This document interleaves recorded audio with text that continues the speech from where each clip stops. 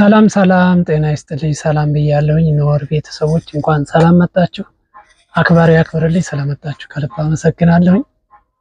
ቸር ተመኙ ቸር እንድታገኙ መልካሙን እሹ መጥፎን ሽሹ ሁሉም መርምሩ መልካሙን ያዙ ክፋት ለማንም በጎነት ለሁሉም ሰው አይሙት በሰው ከምንሰማው ከምናየው መጥፎ ነገር ሁሉ ፈጣሪ ይሰውረን በቃችሁም ይበለን።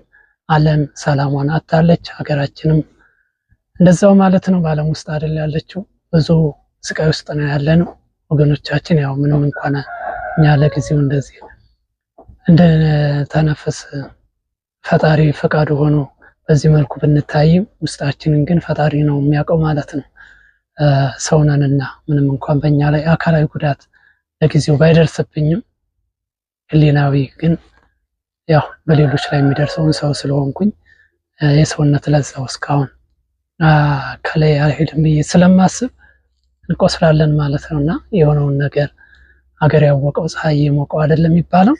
ስለዚህ ፈጣሪ ምሕረቱ ነገሮችን በሱ ርህራሄነት በሱ አዛኝነት እኛ ብንተው እሱ አይተውንምና አሁንም አይተውን በቃችሁ ይበለን።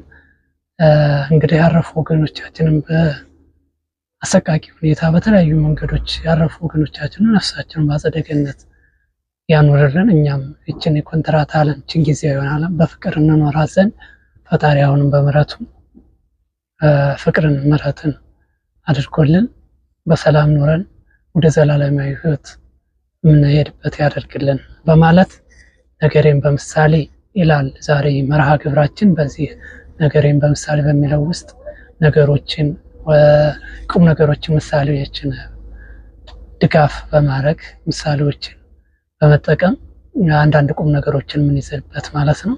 ስለዚህ ነገሬን በምሳሌ በሚለው ውስጥ ዛሬ ለተሻለ ኑሮ ምቀኛ አታሳጣኝ የሚል ይሆናል ማለት ነው። ለተሻለ ኑሮ ምቀኛ አታሳጣኝ። ያው ብዙሃኖችን በእርግጠኝነት ምቀኛ አታሳጣን የሚለውን ቃላት እናቃታለን። ይችን ቃል ማለት ነው አጭር ናት ግን ትልቅ ነገር ናት። ምናልባት ምን ማለት ነው የሚለውን ትንታኔው ላይ ያው የተለያየ ሐሳብ ሊኖረን ይችላል። ብቻ ምቀኛ አታሳጣን፣ እንዴት ምቀኛ አታሳጣን ተብሎ ጸሎት ይጸለያል፣ ጸሎት ይጠየቃል ተብሎ ያው ይባል ይችላል። ግን የምቀኛ በምን መልኩ ነው የስ የሚሆነው? ምቀኛ አታሳጣን ምን ሰዓት ነው? ምን አይነት ሁኔታ ላይ ነው? በምን መልኩ ነው የሚለው ያው የራሳችን ገለጻ ወይም አመለካከት ይኖራል ማለት ነው። ይቅርታ። ስለዚህ ለተሻለ ኑሮ ምቀኛ አታሳጣኝ በሚለው እሷን ይዣት የመጣሁት ምሳሌ የምናይ ይሆናል ማለት ነው። ለዛሬው እንግዲህ በዚህ ምሳሌ የምትሆነን ምንድነው? ይሄንን ለዚህ ጭብጥ ማሳረጊያ የምትሆነን እንደ መነሻ ሆና የመጣች እንስሳ ዝንጀሮ ናት። ዝንጀሮ ነች። ዝንጀሮ በምን መልኩ መጣች ስንል እንግዲህ አንድ ገበሬ ማሳ ውስጥ ትገባለች። ገበሬ እንግዲህ የአንድ አካባቢ ገበሬዎችን ወይም አርሶ አደሮችን ታስቸግራለች ማለት ነው። ሰብላቸውን ትበላለች፣ እሸታቸውን ትበላለች። ያው ሳይሰበስቡ መሬት ላይ እንዳለ ትበላለች። እንዲሁም ዝንጀሮ ስናስበው በአቅራቢያችን ካለ አውድማው ላይ ራሱ እያለ ታስቸግራለች አይደል? እና እቺ ዝንጀሮ ያንን በዛ መክሊት የተካነች ነች ማለት ነው። የሚያስቸገረች ማህበረሰቡን የአንድ አካባቢ ማህበረሰብ ማሳቸው ላይ የገባች በመብላት ያስቸገረች ዝንጀሮ ነበረች። ስለዚህ የአካባቢው ማህበረሰብ በዚህ ዝንጀሮ ተማሯል። ስለተማረረ ያው መፍትሄ መፈለግ ስላለበት የአካባቢው ማህበረሰብ ማለት ነው በነቂስ ማለትም ማንም ሰው ሳይቀር ማለት ነው የአካባቢ የሆነ ማህበረሰብ እቺ ዝንጀሮ ያስቸገረችው ማህበረሰብ በሙሉ በነቂስ በመውጣት መፍትሄ ለመፈለግ ወደ አንድ አካባቢ ተሰባሰቡ ነው። እና እቺን ዝንጀሮን እንዴት እናድርጋት መፍትሄ ተብሎ እንደ መፍትሄ ታሰበ። በነገራችን ላይ መፍትሄውን ለመፈለግ የተሰባሰቡት ቅድሚያ ዝንጀሮዋ ተይዛለች ማለት ነው። በአንድ ግለሰብ ተይዛለች፣ ተይዛ ታስራለች፣ እጇም እግሯም ታስሯል። ስለዚህ ምን እናድርጋት ወደሚለው የመፍትሄ ሀሳብ ለመሄድ ነው ማለት ነው።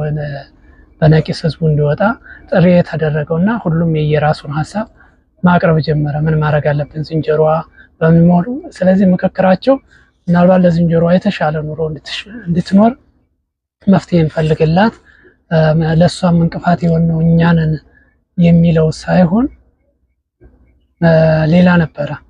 ያው እንግዲህ ሌላ ነገር ነበረ ማለት ነው ሲጠነስሱላት ወይም ተሰባስበው የሚዶልቱላት ማለት ነው። ለዝንጀሮዋ ታስራለች፣ እጅግሯ ተይዟል እና ከተሰባሰቡ በኋላ መፍትሄ እንፈልግላት፣ ይችም የእግዚአብሔር ፍጡር ነች፣ የሆነ አደጋ ደረስባት፣ ነገር ግን እኛንም ሳትተናኮልም እሷም የተሻለ ህይወት እንድትኖር መፍትሄ እንፈልግላት ሳይሆን ሌላ ደባ ነበር ማለት ነው ያሰቡላት። እና ስለዚህ ሁሉም ሀሳብ ማውጣት ጀመረ። በምን መልኩ እንግደላ ወይም አሟሟቷን ነበር ሲመካከሩ የነበሩት ማለት ነው። ለመምታት ለመግደል እንግደላት ነው እና አሟሟቷን በምን መልኩ ሞቷን እንዴት እናሳምርላት። ያው እንግዲህ ሰዎች በዚህ ዓለም እያለን እንግዲህ በምን መልኩ አኗኗራቸውን እናሳምርላቸው ሳይሆን ሞታቸውን በምን መልኩ አሰቃቂ ወይስ በምን አሰቃቂ ነው በእርግጥ እና ሞት በእርግጥ እረፍት ነው። ነገር ግን በምን መልኩ እንግደላቸው የሚል ነው ማለት ነው። እና በመጨረሻም የመፍትሄ ሀሳብ ያሉትን ሁሉ ማውጣት ጀመሩ። ያው የመጀመሪያው ሀሳብ የሆነው ጋዝ እናቅርብና ጋዝ አርከፍክፈን በእሳት እንልቀቅባት የሚል ሀሳብ ቀረበ። ሌሎቹ ደግሞ ያው ከነነፍሷ ሆና ማለትን ቆዳዋን እንክፈፋት፣ ቆዳዋን ገፋ። ያው እንደዚህ አይነት የተደረጉ በእርግጠኝነት በሀገራችን ለዚህ እንደዚህ የቀረቡ ነገሮች አሉና ቆዳዋን እንክፈፋትና በለዋ ላይም መክፈፋቸው ብቻ ሳይሆን በለዋ ላይ ጨው እንነስንስባት። ይሄ ሀቅ ነው፣ እንደ ምሳሌ ተወሰደ እንጂ ምሳሌዎቻችን ታሪክ ራሱን ይደግማል አይደል የሚባለው። የሆነ ጊዜ የተደረገ ይሆናል እንደ ምሳሌ የምንወስደው እና በዚህ ዘመን የተደረገው ድርጊት በሌላ ጊዜ እንደ ምሳሌ ሆኖ ይወራረሳል ማለት ነው፣ ይተላለፋልና ከነነፍሷ እያለች ያው ቆዳዋን ገፈፋ፣ ቆዳዋን እንክፈፋት። ቆዳዋን ከገፈፍን በኋላ ምን እናርጋት? እዛ ቆዳዋ ላይ እንግዲህ ይሄ አልበቃ ብሏቸው ጨው እንነስንስባት ነው ያሉትና ጨው እንነስንስባት የሚል ሀሳብ መጣ። ሀሳቦች እየተቀበሉ ነው ያው ስለዚህ ይሄ ሌሎች ደግሞ ያው ምን እናድርግ አይኗን፣ እግሯን፣ እጇን አላደግ ሰውነቷ የሚታየው እነሱን ነገሮች እንቁረጣት አሉ እና ይህ ነገር ሀሳብ እንትናለ በመጨረሻ ከዚህ ሀሳብ ፍጭት መካከል የዝንጀሮዋን አሟሟት ማለት ነው። ከዛን መጨረሻ ምንድነው የተፈጠረው ነገር በአንድ ነገር ላይ ተስማሙ ማለት ነው። በአቅራቢያው ይቺ ዝንጀሮ ያስቸገረችበት አቅራቢያ ምን አለ አንድ ገደል አለ ወይም ተራራማ ቦታ አለ እና በዛ ተራራ አካባቢ ወስደን እንልቀቃት እንደታሰረች ማለት ነው። እጇን እግሯን እንደታሰረች ከጀርባ ከቤታቸው ጀርባ ባለው ተራራ ላይ እንልቀቃት በሚለው ተስማሙ። ይህንንም ለማድረግ የማህበረሰቡ በአጀብ ማለት ነው በሆይ ሆይታ ዝንጀሮዋን አጅቧት በአካባቢያቸው ወዳለው ተራራ ወስደው በተራራው ላይ ተራራው ከፍታ አለ በተራራው ላይ ለቀቋት ነው የሚልና ያው ስለዚህ እጅንና እግሯን ያው እንደታሰረች ነው። በመጨረሻም ግን ምን ያው እኛ እንደሰው አሁን ልክ መልእክቱ እንደሰማችሁት መጨረሻ የሚገጥማት ነገር መልካም እንደማይሆን እርግጠኞች ነን። ታስራለች፣ ሲለቋት እንዳትፍጨረጨር ለመዳን ሙከራ እንዳታደርግም እግሯን ታስራለች። እጅና እግሯን እያልኩ ነው ያወራሁት። በነገራችን ላይ ግን ያው እንትኑን መልእክቱን ጭብጥ ለማስያዝ ያክል ነው። እግር ነው እንጂ ሊኖራት አይችልም። ስለዚህ ለቀቋት። በመጨረሻ ሲለቋት ታች እንግዲህ ትሞታለች ብለው ነው። ምንም ነገር የሚገኝ ነገር አይኖራትም ብለን ነው እኛ የምናስበው። በመጨረሻም ግን ያው የጠበቅነው ነገር ወይም የጠበቁት ነገር እነሱ ያሴሩት ሴራ የተነኮሉት ተንኮል እውን አልሆነም። ባሰቡት ልክ አልሆነም። የሆነው ምንድነው ያው ፈጣሪ አንዳንድ ጊዜ ሳይደግስ አይጣላ የሚባል ነገር አለ። እንደዚህ አይነት ፈተና ሲገጥማት ያው ፈጣሪ ለመልካም ነገር ነው ማለት ነው። አንዳንድ ፈተናዎች ለመልካም ነገር ነውና ለተሻለ ነገር ከፍታችን ለተሻለ ነገር ያደርጉልናልና ዝቅታ ቦታ የነበርን ፈተና ቦታ ላይ የነበርን መልካም ነገሮች አልጋ እንዲሆኑ ይመቻቹልናል ማለት ነው። አንዳንድ ፈተናዎች በዛ ልክ ያደርጉልናልና ሁሉም ፈተናዎች ፈተና አይደሉም፣ መልካም ይሆናሉና መጨረሻ ላይ ፍሬያቸው ያማረ ስለሚሆን እና እቺ ፍየል መጨረሻ ላይ ያው ተለቀቀች፣ ከተራራው ተለቃለች። ስለዚህ ፈጣሪ ሳይደግ ሳይጣላም እንዳልኳቸው እና ደግሞ በፍየሏን መልኩ እድሏን ስናየው እድሏን ለመግለጽ በምሳሌ ያነጋገር ነው አይደል የሚባለው። ይታደሉታል እንጂ አባባል ነው፣ ይታደሉታል እንጂ አይታገሉትም የሚባል አለና እድለኛ ሆና ታድላው ማለት ነው። ታድላው አወዳደቋ የወደቀችበት ቦታ ምን ቢሆን ነው የአተር ክምር ነበር የሆነው ማለት ነው። መጨረሻ የወደቀችበት ላይ ቀጥታ ሲለቋት ከተራራው ሲለቋት በአየር ላይ ነው የለቋት። ያው መጨረሻ ማረፊያ የሆነው ሌላ ቦታ ላይ ሳይሆን ሌላ ተራራ ላይ ሆነው ነው የለቀቋት። ስለዚህ አተር ክምር ላይ ነበር የወደቀችው ማለት ነው። ስለዚህ እንግዲህ አስቡት የፈጣሪን ስራና እኛ እንዳሰብነው አይሆንም፣ ፈጣሪ ይጠብቀን ማለት ነውና ፈተናውንም ይህንንም ፈተና ሞክሩ ቅመሱ ካለን ያው በሰዎች ልክ ባሰቡት ልክ ሊሆን ይችላል። አተሩ ላይ አረፈች። እቺ እንግዲህ አተሩ ላይ ካረፈች በኋላ ምንድነው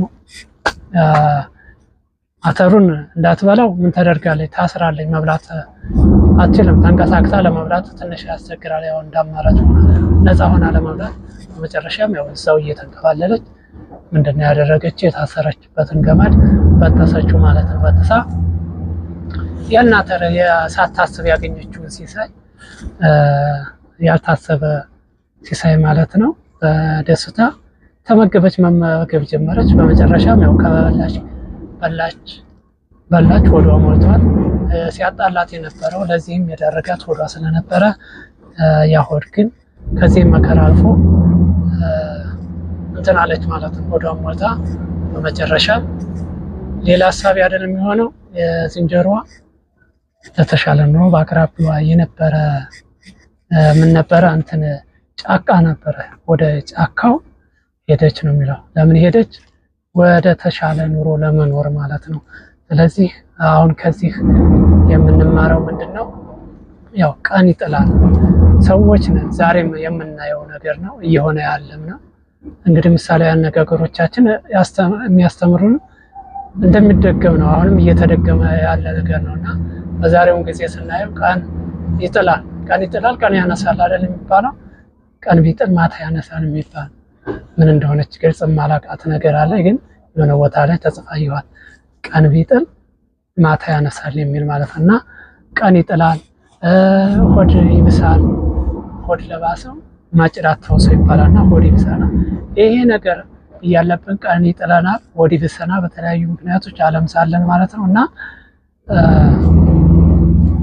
ስለዚህ እኛ ቀን ሲጥለን ሆድ ሲብሰን የኛን ሆድ መባስ መከታ የሚሆኑን ሳይሆን የሚበዙት የኛ ቀን ስለጣለን አይ የሆነ ጊዜ እነሳሉ ብለው ከአጠገባችን ከጎናችን የሚሆኑ ሳይሆኑ የሚበዙት ምን አይነት ሰዎች ናቸው? ልክ መውደቃችንን ወይም ማጭድ ለሆድ ለባሰን ለኛ ማጭድ የሚያወሱ የሚሰጡ ወገኖች የሚበዙበት ጊዜ ነው ማለት ነው። ስለዚህ አሁን እንደ አጠቃላይ ራስን ለበቀል እንደዚህ አይነት ነገሮች ሲያጋጥሙን ራስን ለበቀል እያዘጋጀን መቼ ለበቀለው በምን ሁኔታስ እያለ እንዴት አድርገው በምን መልኩ ልክ የዝንጀሮዋን አሟሟት በምን መልኩ እንግደላት አሟሟቷን ሊማከሩ እንደተሰባሰቡት ማህበረሰብ ሳይሆን ወይም እንዴት እንበቀለው ብለው ያችን ዝንጀሮ በምን መልኩ እንበቀላት ብለው አይደለ ያሴሩባት። እንደዚያ መልኩ ማድረግ የለብንም። በተቻለ መጠን ተበቃይ እግዚአብሔር ነው የሚባለው አይደል? በበቀል እግዚአብሔር ነው የሚባለው እና ሁሉን ነገር ለእግዚአብሔር መስጠት ብንችል፣ ይሄ ነገር ደግሞ ያው ለእግዚአብሔር እግዚአብሔር ያደርጋል ብለን የምናምንበት እምነቱ ሲኖረን ነውና የጸና ጸሎትና ጾም ጸሎት ሲኖረን በዛ አማካኝነት ልንሰጥ እንችላለን። ይሄም መንፈሳዊነትን የመንፈሳዊ ጥንካሬን ይጠይቃልና በመንፈሳዊ መንገድም ጠንካራ እንሆን ዘንድ ማለት ነው። ከመንፈሳዊ ነገር በጣም የራቅን ጠንካራ ሆኜ አይደለም ማውራው፣ ነገር ግን ያው የሚታዩ ነገሮች አሉ አይደል የሚሆኑትን እና መጨረሻ ፍሬ የሚያፈራው በዛ ልክ ሲሆን ነው። ያ ካልሆነ እኛ የተበቀልነው በቀል እኛ ነው ራሱ ነው ፈጣሪ ስለሚበቀለን ማለት ነውና እግዚአብሔር ይበቀለናል ማለት ነው። ስለዚህ ነገሮችን ያው እግዚአብሔር ከኛ አይርቅም ማለት እኛ ከሱ ስንርቅ ስለሆነ ሊርቀን የሚችለው ከኛ አይርቅም። የሚበቀለው በቀል የኔ ነው፣ እኔ ለእያንዳንዱ ብድራቱን እመልሳለሁ ብሎ እግዚአብሔር ያው በቀል የእሱ እንደሆነ ይነግረናል፣ ቅዱስ ቃሉ ይነግረናል። ስለዚህ ከአባቶች ያው ከመንፈሳዊ መምህራኖችም እንሰማለን። በቀል እግዚአብሔር ነበር፣ ግን እኛ ተግባራዊ እናደርግን። ስለዚህ እሱን ተግባራዊ ለማድረግ እንሞክር ማለት ነው። በቀል እግዚአብሔር ነው። ለመበቀል ወይም በምን መልኩ በቀላለሁ ብለን አንዶልት ነገሮችን ተንኮሎችን አናሲር ማለት ነው የምንማረው። ግን ስለዚህ ለተሻለ ኑሮ ያው ምቀኛ አታሳጣኝ ማለት ይሄ ነው ማለት ነው። ለተሻለ ኑሮ ምቀኛ አታሳጣኝ፣ ግን ለውርደት ለውድቀት ከሆነ ምቀኛችንን ፈጣሪ ያዝልን። እንደውም አንድ ጸሎት አለ አይደል? ከወዳጄ እኔ እጠብቃለሁ አይደለም ከጠላቴ እኔ ራሴን እጠብቃለሁ ከወዳጄ ጠብቀኝ የሚባል አለ። አየር ላይ ሲናገሩ የምሰማው ምናልባት ከመንፈሳዊ ነገር ላይ ይኑረው አይኑረው እርግጠኛ ባልሆንም ማለት ነው። እና ለማንኛውም ማለት ነው እንደዚህ አይነት ምቀኛ አያሳጣም። ለእኔም ጸሎቴ ነው። ምክንያቱም ልክ ለዝንጀሮዋ የተሻለ ነገር አደረገ፣ ለተሻለ ኑሮ ወደ ጫካ ሄደች፣ ጣሏት፣ ተመገበች፣ ምግቧን ተመገበች በኋላ ወዷን ከሞላች በኋላ ስለዚህ አሁንም ለተሻለ ኑሮ ሄደች ማለት ነው። እና የእኛን እምነት ለተሻለ ነገር የሚያደርግ ፈተና የሚያደርግ ችግር ከሆነ ይጣለን ማለት ነው፣ ለተሻለ ኑሮ። ስለዚህ ይህን ይመስላል ቤተሰቦች፣ ነገሬን በምሳሌ ይህን ይመስላል ማለት ነው። ሀሳብ አስተያየታችሁን መስጠታችሁን አትከልክሉኝ ማለት ነው። ለተሻለ ኑሮ ምቀኛ አታሳጣኝ ብያለሁ። የእርሱን ባላቅም ማለት ነው። አክባሪ አክብርልኝ። ቸር ተመኙ፣ ቸር እንድታገኙ። መልካሙን ይሹ፣ መጥፎውን ሽሹ። ሁሉም አልመሩ መልካሙን ያዘው። ክፋት ለማንም በጎነት ለሁሉም፣ ክፋት ለማንም በጎነት ለሁሉም። ሰው አይሙት በሰው እያልኩኝ ስለነበረን ቆይታ ከልብ አመሰግናለሁ። አክባሪ አክብርልን። እያየነው እየሰማነው ያለውን ነገር አጠቃላይ በዓለም ማለት ነው በሀገራችንም ፈጣሪ በምሕረቱ እንደኛ ተንኮል እንደኛ ክፋት ሳይሆን እንደሱ ሩህሩህነት እንደሱ ቸርነት ሰላም ያደርገን፣ እሱ ይመልሰን። ከልብ አመሰግናለሁ። አክባሪ አክብርልኝ። መልካም ጊዜ። አመሰግናለሁ።